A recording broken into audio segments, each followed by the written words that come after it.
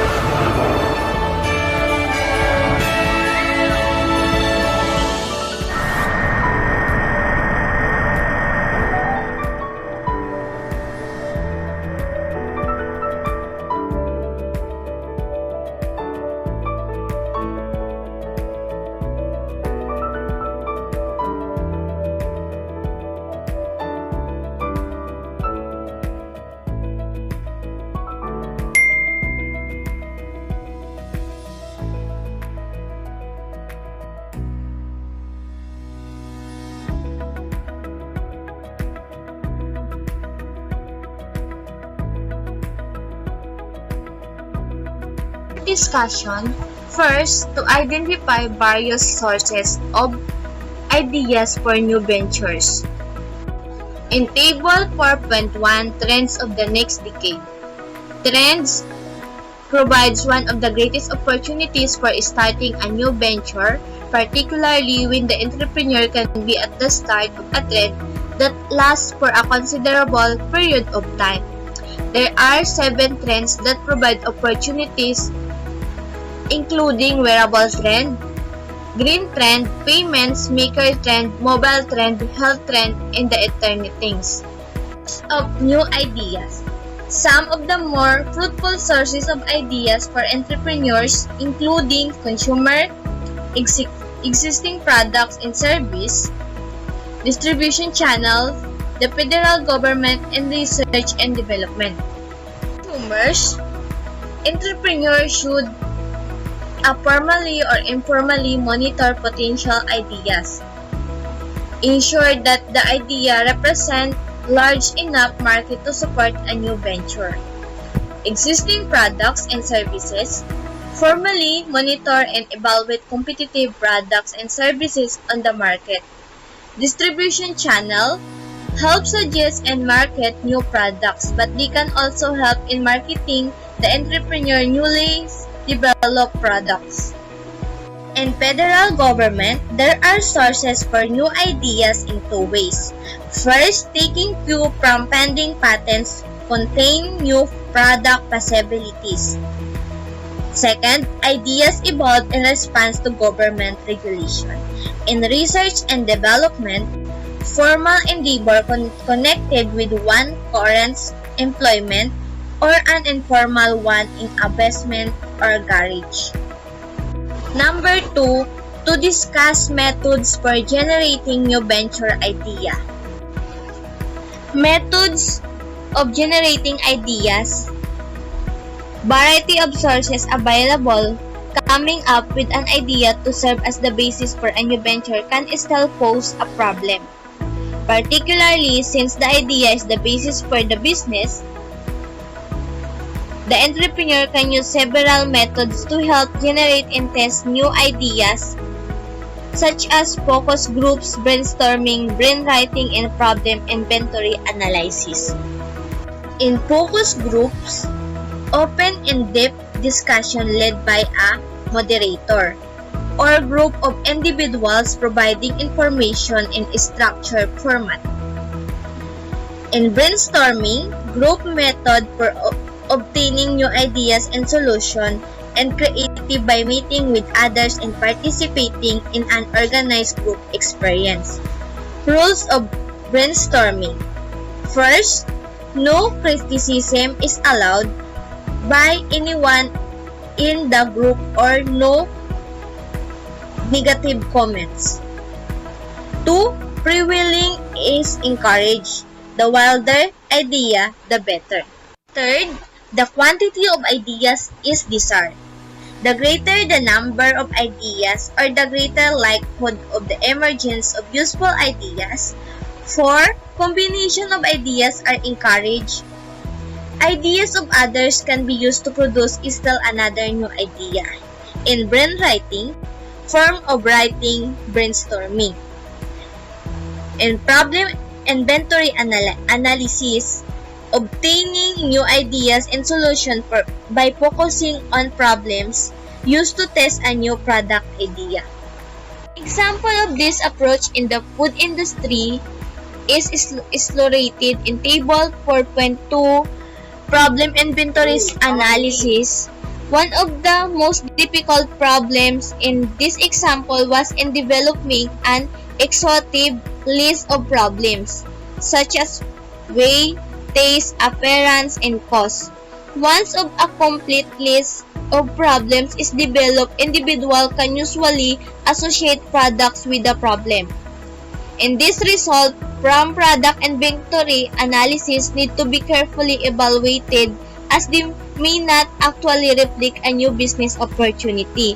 For example, General Foods in the introduction of a compact cereal box in response to the problem that the available boxes did not fit well on The shelf was not successful as the problem of package size had little effect on actual purchasing behavior.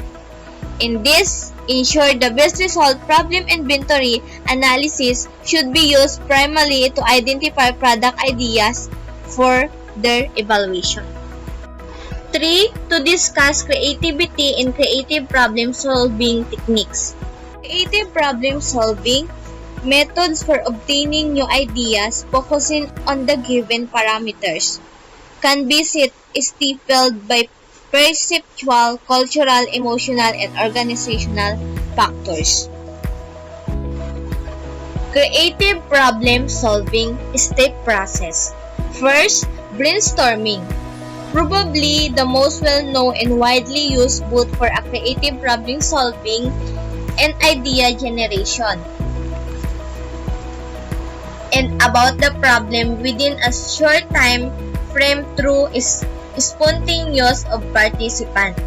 Reverse brainstorming, group methods for obtaining new ideas by focusing on the negative aspect, and can be effectively used better than other creative techniques to stimulate innovative thinking, or care must be taken to maintain group morale. Gordon method, developing new ideas when the individuals are unaware of the problem, and ensures that solutions are not clouded by preconceived ideas and behavioral patterns. And checklist method, developing a new idea through a list of related issues. And pre-association, developing a new idea through a chain of word association. And particularly helpful in developing an entirely new slanty to a problem. Relationship, developing a new idea by looking at product combination has 5-step process. First, isolate the elements of the problem. Second, find the relationship between these elements. Third, record the relationship in an orderly form. Fourth, analyze the resulting relationship to find ideas or patterns. Fifth, develop new ideas from these patterns. And collective notebook method is developing a new idea by group members regularly recording ideas. And attribute listing, developing a new idea by looking at the positive and negatives. In big dream approach, developing a new idea by thinking without constraints.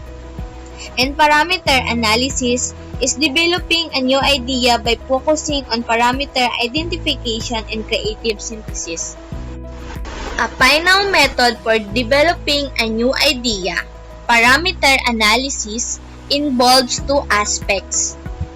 First, parameter identification, and second, creative synthesis. Indicated in figure 4.1, step 1 is parameter identification. Involves analyzing variables in the situation to determine their relative importance. And these variables become the focus of the investigation, with other variables being set aside.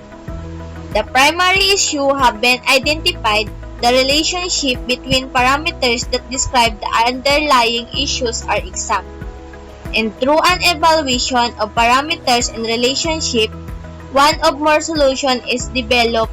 This solution development is called creative synthesis. 4. To discuss the importance of innovation. Innovations, the key to the economic development of any company, region, of a country, or country itself. Types of innovation. First, breakthrough technological, extremely unique innovation that establishes the platform on which future innovation can be developed and should be protected by patents, trademarks, and copyrights. Second, technological is advancement in the product or market area and needs to be protected. Third, ordinary is extend technological innovation into a better product or service or one that has different market appeal. And result of market analysis is pull and not technological push. Defining a new innovation, product, or service. New ways of a product can be attributed to consumer concept, change in the package or container, modification in the appearance of the product industrial market. Classification of new products. New products may be classified from the viewpoint of either the consumer or the firm. Both points of view should be used by the entrepreneur to facilitate the successful launch of any new product. There are two types of classification of new products. First, from a consumer viewpoint.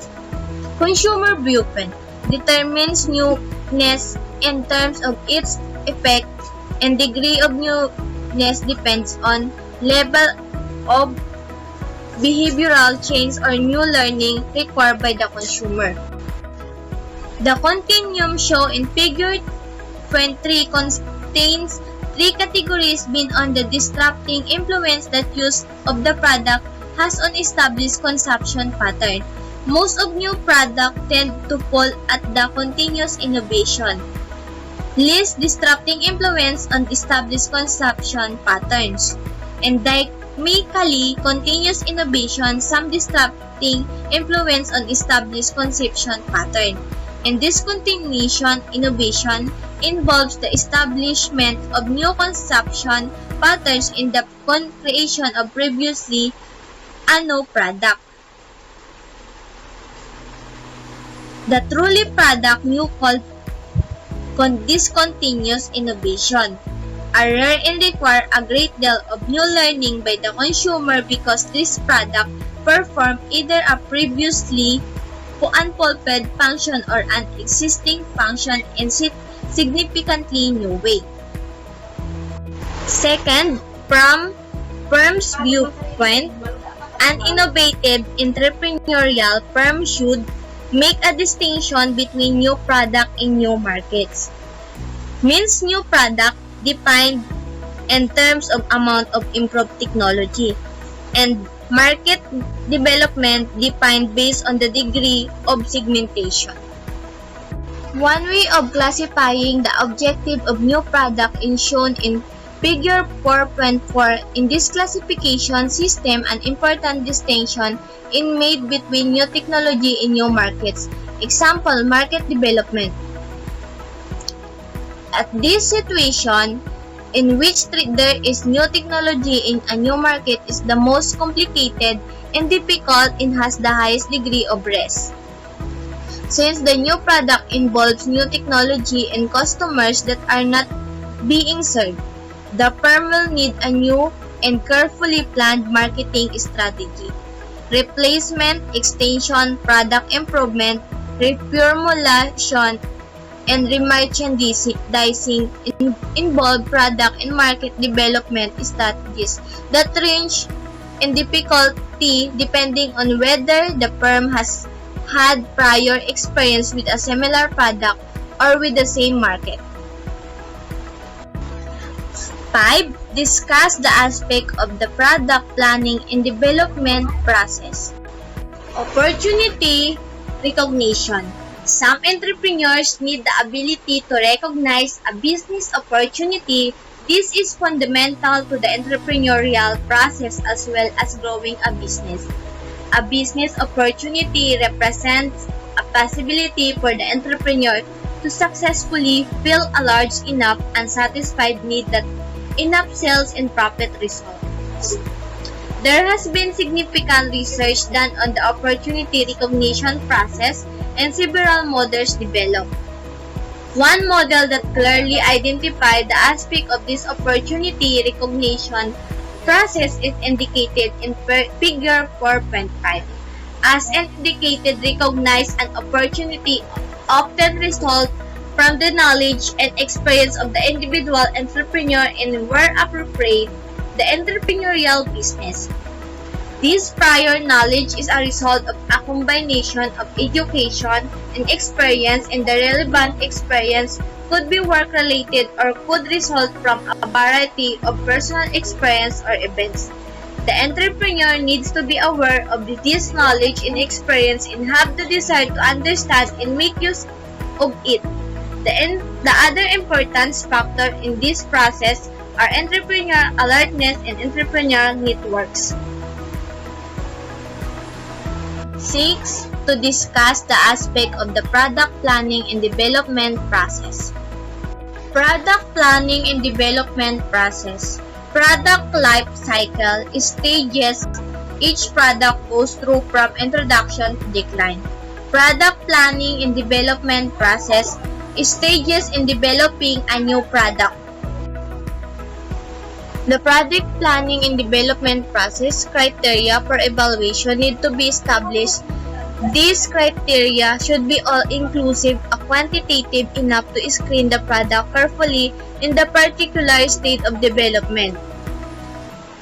Criteria should be established to evaluate the new idea in terms of market opportunity, competition, the market system, and financial and development factors. A market opportunity in the form of new or current need for the product service idea need to be exist. The determination of market demand is by the most important criterion of a proposed new product idea. Figure 4.6, the product planning and development process. Idea stage. Promising new product service idea should be identified and impractical once eliminated in the idea stage, allowing maximum use the company resources. And concept stage has passed the evaluation criteria, and the idea stage should be further developed and refined through interaction with consumer. And product development stage. Consumer reaction to the physical product service is determined. One tool frequently used in this stage is the consumer panel, in which a group of potential consumers is given product samples. Test marketing stage. Although the result of the product developed stage provide the basis of the final marketing plan, a marketing test can be dosed to increase the certainty of successful commercialization in this last step of evaluation process. 7. To discuss aspect of e-commerce. E-commerce in business startup offers entrepreneur an opportunity to be creative and innovative. Factors that facilitate growth, widespread use of personal computers, adoption of internet and companies, or expanding internet, acceptance of the internet as a business communication platform, and faster and more secure system. Using e-commerce creatively, an entrepreneur has to decide whether he or she will run the internet operations within the company or outsource this operation to internet specialists, integrate front-end and back-end operation, integrate customer orders with distribution channels and manufacturing capabilities, allow flexibility for specific customer orders. E-commerce channels. Broadly speaking, there are 3 e-commerce channels that companies offer to consumer: traditional website, dedicated mobile-enabled website, and mobile apps. In September 2013, the National Small Business Association surveyed 800 small business owners and found that 82% of respondents have a traditional website, while only 18% said that their website was mobile optimized, and just 5% said they have a mobile application.